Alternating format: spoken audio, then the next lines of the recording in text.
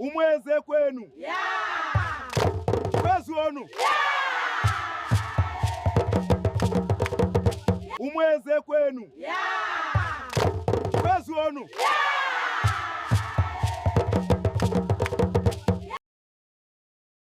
They say that pride goes before a fall, and a haughty spirit before destruction. But Chioma did not know this proverb. Or, if she knew it, she thought she was too beautiful for it to apply to her. It was the wedding of the decade in Umu-Eze. Chioma, the village beauty, was marrying Emeka, the wealthiest trader in the east. The ground was shaking with joy. The dust was rising to the sky. But then she appeared, an old woman.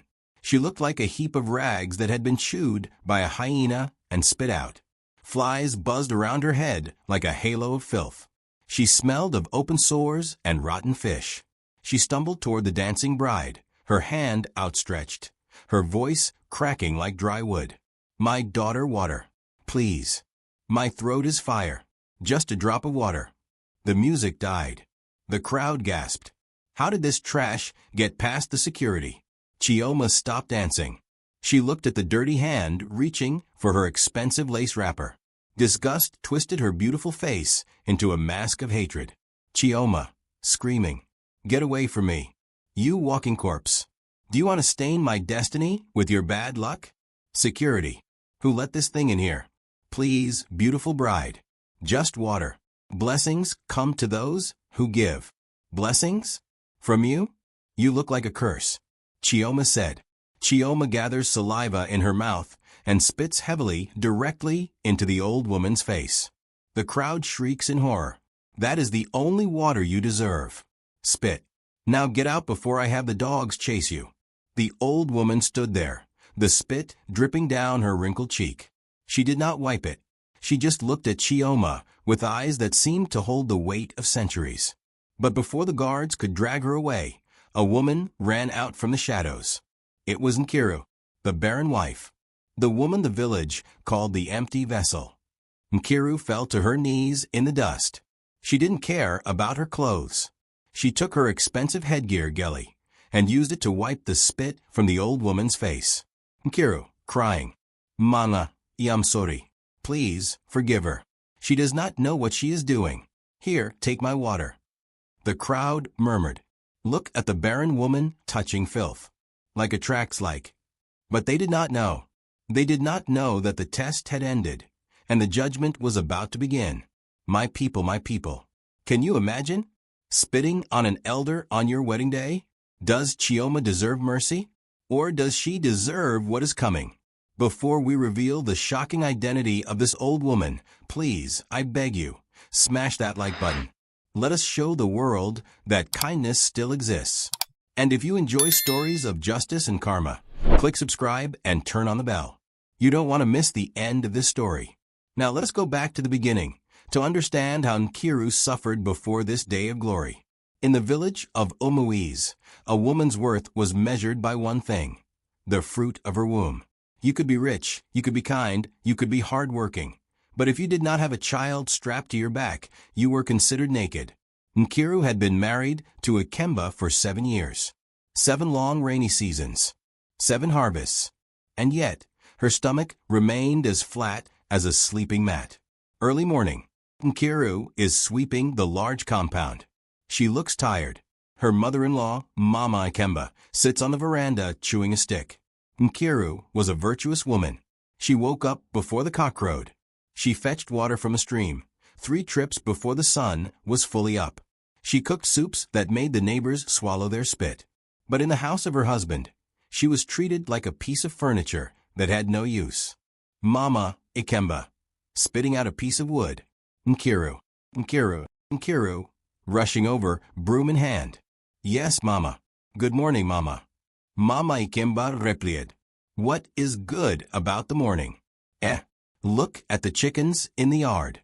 Even the hen I bought last month has laid eggs. She has chicks following her. But you, a human being? You are just eating my son's food and occupying space. When will you give me a grandchild?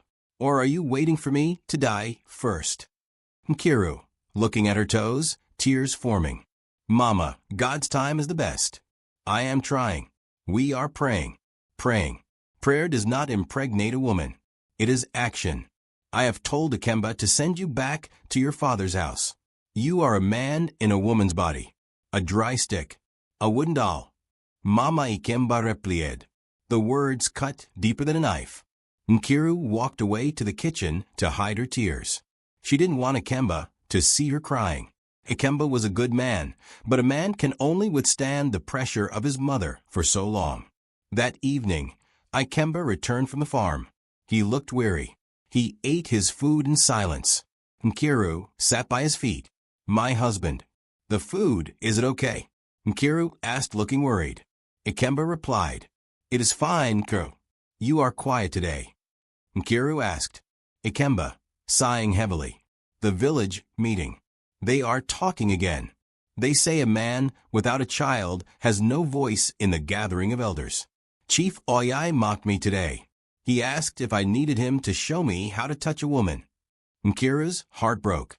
She touched his knee. I am sorry, my husband. I am the cause of your shame. Maybe you should take a second wife. She said the words, but her heart was screaming no. Ikemba looked at her. He loved Nkiru. He loved her gentleness. But the shame was eating him alive. Let us wait one more year, Nkiru. Just one more year. If nothing happens, then we will talk about a second wife. 1 year. It sounded like a long time, but Nkiru knew it would pass like a flash of lightning. She wiped the table, unaware that just down the road, her opposite, the arrogant Chioma, was preparing to mock her very existence. While Nkiru lived in the Valley of Tears, Chioma lived on the Mountain of Pride. Chioma was the daughter of the village wine tapper, but she carried herself like the daughter of a king. She was undeniably beautiful, fair skin, hips that swayed like the palm trees in the wind, and eyes that sparkled. But her heart? Her heart was black coal. Chioma had just gotten engaged to Emeka, a man who imported cars from overseas. Emeka was wealthy, loud, and flashy. It was a match made in vanity heaven. Chioma at the village market with her 2 friends, Adana and Ngozi. They are walking through the stalls, knocking things over and laughing. The market women feared Chioma, not because she was strong, but because her tongue was poison. Chioma, picking up a piece of dried fish. Mama Yugo, what is this? Is this fish or leather? It is so hard. Do you want to break my teeth before my wedding? Mama Ugo replied. Chioma, please put it down if you are not buying. That is quality stockfish. Chioma, laughing. Quality? You don't know quality. When I marry Emeka next week, I will be eating fresh fish flown in from Lagos. I won't be seeing this rubbish anymore. She throws the fish into the dirt. Her friends giggle. Just then, Nkiru walked past, carrying a heavy basket of cassava. She tried to make herself small, to pass unnoticed. But Chioma's eyes were sharp. Chioma said to her friends, Ah, look who is here. The mother of, oh wait, the mother of nothing. Adana, one of her friends, said. Chioma, stop it, giggling. Don't be so mean. Why? Is it a lie? Nkiru. Nkiru the dry leaf. Are you coming to my wedding next week? Or are you afraid that if you look at my pregnant stomach in a few months, you will die of jealousy? Nkiru stopped. She adjusted the heavy basket. She didn't look up. Nkiru replied gently, I will come, Chioma. I wish you a happy married life. May your home be blessed. Chioma responded, Of course it will be blessed. I am fertile. I am not like you.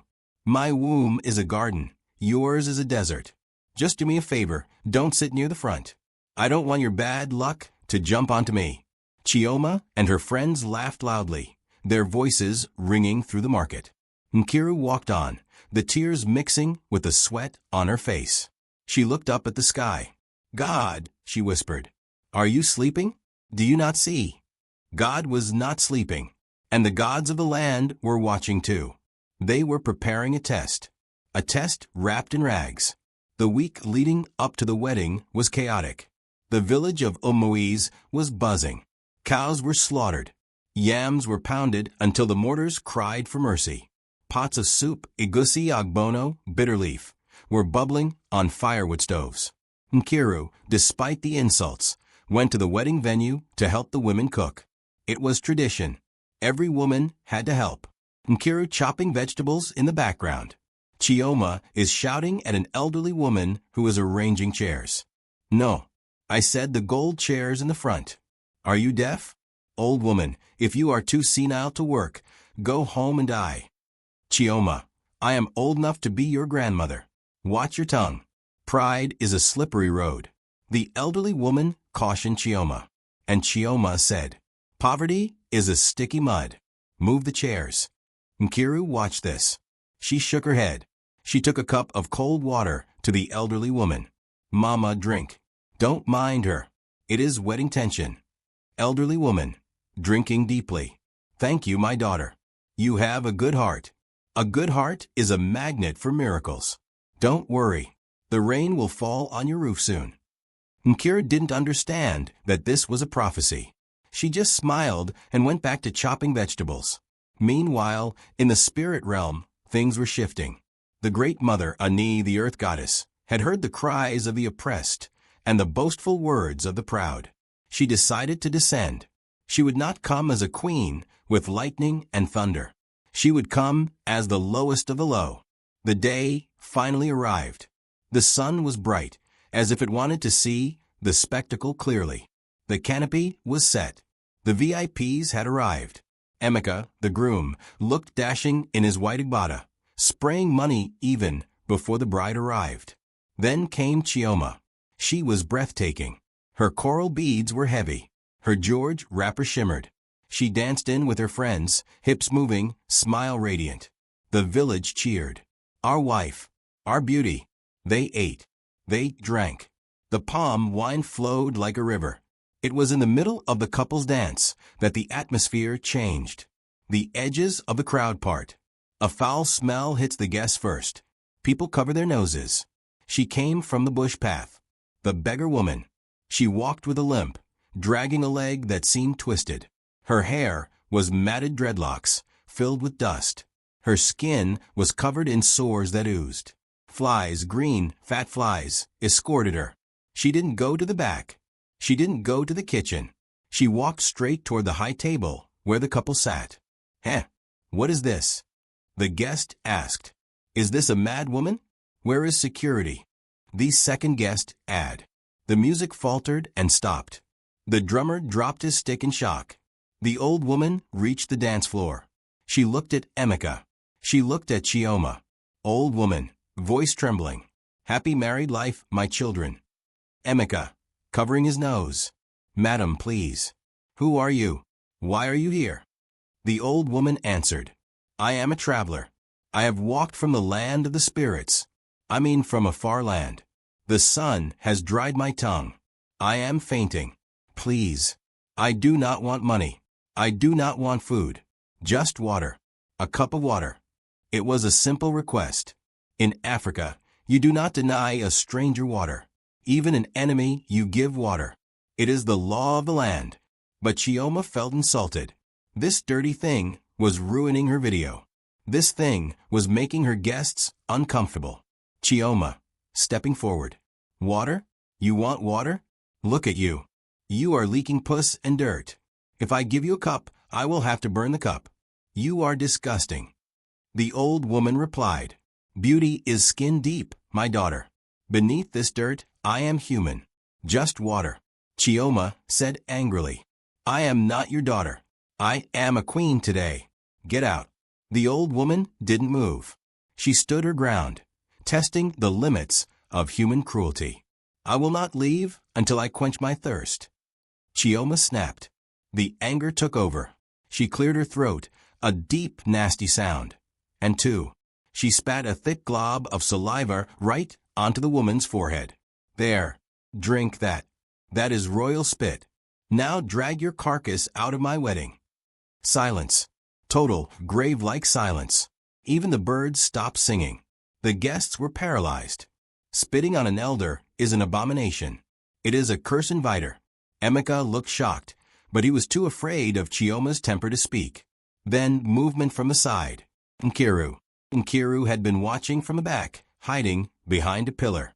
When she saw the spit land, something broke inside her. She forgot her shame. She forgot she was the barren nobody. She ran. She ran into the center of the circle. Nkiru shouted, "No, Chioma, no. This is evil."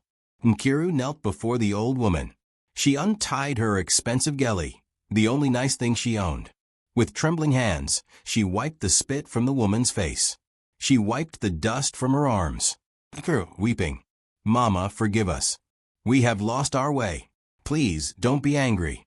Nkiru grabs a bottle of water from a nearby table and a plate of jollof rice. "Here, drink. Wash your hands. Eat. I will sit with you. You are my mother today." Chioma, laughing hysterically. Look at them. Two witches. The barren witch and the dirty witch. Perfect match. Nkiru, take your new mother and leave. Maybe she can give you a baby made of mud.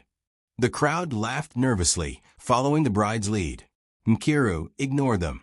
She held the water to the old woman's cracked lips. The woman drank, and drank, and drank. Then, the old woman looked up. Her eyes, previously cloudy with cataracts, suddenly swirled with the colors of the galaxy. The wind began to blow. Not a breeze. A gale. It tore the canopy roof off. It knocked over the wedding cake. The dust swirled around the old woman and Nkiru, creating a tornado of sand. "What is happening? Is this rain?" One of the guests asked. From within the whirlwind, a voice spoke. It was not the crackling voice of an old woman. It was the sound of thunder. It was the sound of the ocean crashing against rocks. Then a voice. "I asked for water, and you gave me spit. I asked for mercy, and you gave me mockery. I asked for love, and you showed me hate." The dirty rags dissolve into light. The sores vanish. The flies turn into golden butterflies. The old woman grows tall, towering over everyone. She is dressed in white cloth that shines like the moon. She holds a staff of ivory. It is Ani, the Earth Mother. The guests screamed and fell to their faces. Emeka pissed himself. Chioma stood frozen, her mouth open, her knees knocking together. The goddess, looking at Chioma. "Chioma, you called yourself a queen. You boasted of your womb. You laughed at the empty hands of your sister." Chioma, stammering. I didn't know. Please. I thought you were a beggar." The goddess said, "How you treat the beggar is how you treat God. Because your heart is dry, your life shall be dry. Because you spat on the earth rejects your fruit." The goddess points her staff at Chioma's stomach. A gray light hits Chioma. "From this day, your womb is sealed. You shall bear no fruit. You shall know the pain of the empty room. You shall know the silence of the barren night. You mocked a barren woman. Now you shall become one." Chioma screamed, clutching her stomach. She felt a coldness settle there, a hollowness that would never be filled. The goddess, turning to Nkiru. "Nkiru, daughter of patience, daughter of tears." Nkiru, face in the dust. "My mother, I am not worthy." The goddess said to her, "You gave your wrapper to wipe my shame. You gave your water to quench my thirst. You, who have been called empty, shall be full. You, who have been called dry, shall overflow." The goddess touches Nkiru's stomach. A warm, golden light glows there. "I plant in you today 3 seeds, 3 destinies, kings and queens. Go home, Nkiru. Your weeping has ended." With a flash of blinding light, the goddess vanished. The wind stopped. The silence returned. But everything had changed. Chioma collapsed in her wedding dress, weeping. Nkiru stood up, feeling a strange fluttering in her womb. The wedding was over. The days that followed were the strangest Umu-Eze had ever seen. The wedding was cancelled. Emeka, terrified by the curse, refused to take Chioma home. "I cannot marry a woman cursed by the gods. I don't want to die," he shouted. Chioma was returned to her father's house in disgrace. She tried to go to church for deliverance. She went to native doctors. But every pastor and every dibia told her the same thing. "This is the hand of Ani. We cannot untie what the Earth Mother has tied." Chioma became a recluse. She sat in her room, crying, watching her beauty fade. Her friends, Adana and Ngozi, abandoned her. No one wanted to associate with the cursed bride. Meanwhile, in Ikemba's house, a miracle was growing. 1 month later, Nkiru began to vomit in the mornings. Mama Ikemba thought it was malaria. Nkiru, you are sick again? Lazy woman. Mama, I don't think it is malaria. They went to the clinic. The doctor scanned her. His eyes widened. He wiped his glasses and scanned again. Doctor was surprised about the result of the scan. Madam, this is not one baby. This is not two. Doctor, what are you saying? Is it a tumor? Ikemba asked. It is 3 heartbeats. Triplets. Madam, you are carrying 3 babies. Ikemba fainted. He actually fainted. When he woke up, he danced around the hospital like a madman. My God is alive. My wife is a factory. 3 at once. Mama Ikemba, upon hearing the news, rolled on the floor. She bought a goat and came to kneel before Nkiru. My daughter, my queen, forgive my bad mouth. I was blind. Nkiru, smiling. It is okay, Mama. God has vindicated me. 9 months later, Nkiru gave birth. 2 boys and 1 girl. The village of Umu-Eze had never seen such a celebration. People came from neighboring towns just to see the miracle triplets. There was drumming. There was dancing. Nkiru sat on a throne-like chair, glowing with happiness, her babies in her arms. But outside the gate, a figure stood watching. It was a woman dressed in dirty clothes. She looked thin, haggard, and broken. It was Chioma. Karma is a chef that cooks slowly but serves the food hot. Chioma's father had died of shame. Her family had lost their money. She had no husband, no child, and no friends.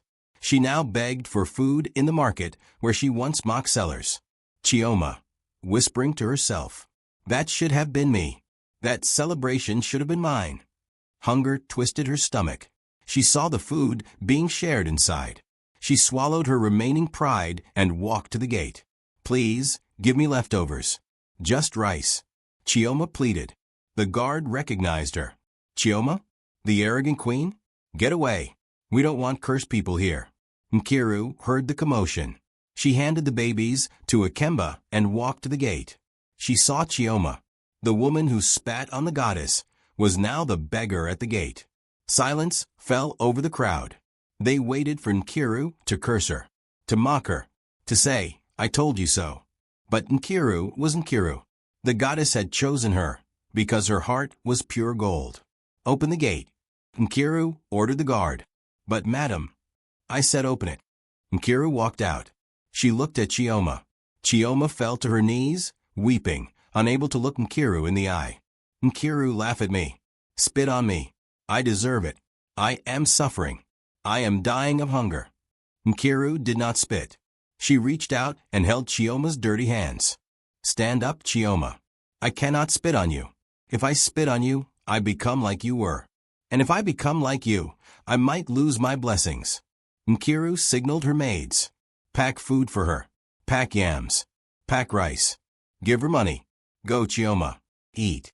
And pray for mercy. I hold no grudge. Chioma took the food, shaking uncontrollably. She looked at Nkiru one last time, seeing not a barren woman, but a giant. She turned and ran into the bush, weeping tears of repentance. She was never seen in Umu-Eze again. Some say she went to a convent to serve God for the rest of her life. My people, take a deep breath. What a story. The downfall of a man is not because he is weak, but because he thinks he is too strong to fall. Chioma had beauty, she had wealth, she had love. But she lacked the most important ingredient of life, humility. The lesson here is clear as the morning sun. 1. Be careful how you treat strangers. The Bible says, do not forget to show hospitality to strangers, for by so doing some have shown hospitality to angels without knowing it. In this case, it was a goddess, but the lesson remains. The dirty beggar today could be your helper tomorrow. 2. No condition is permanent. The barren woman became a mother of 3. The wealthy bride became a beggar. Do not mock those who are suffering, for the wheel of destiny is always turning. If you are up today, pull people up, don't spit on them. Because when you are coming down, you will meet them again. 3. A good heart is the best religion. Nkiru did not get triplets because she prayed the loudest. She got them because she had a heart that could forgive and love even the unlovable. I know this story touched your soul. I can see the tears in your eyes. I want to ask you a question. If you were Nkiru, would you have given Chioma food at the end?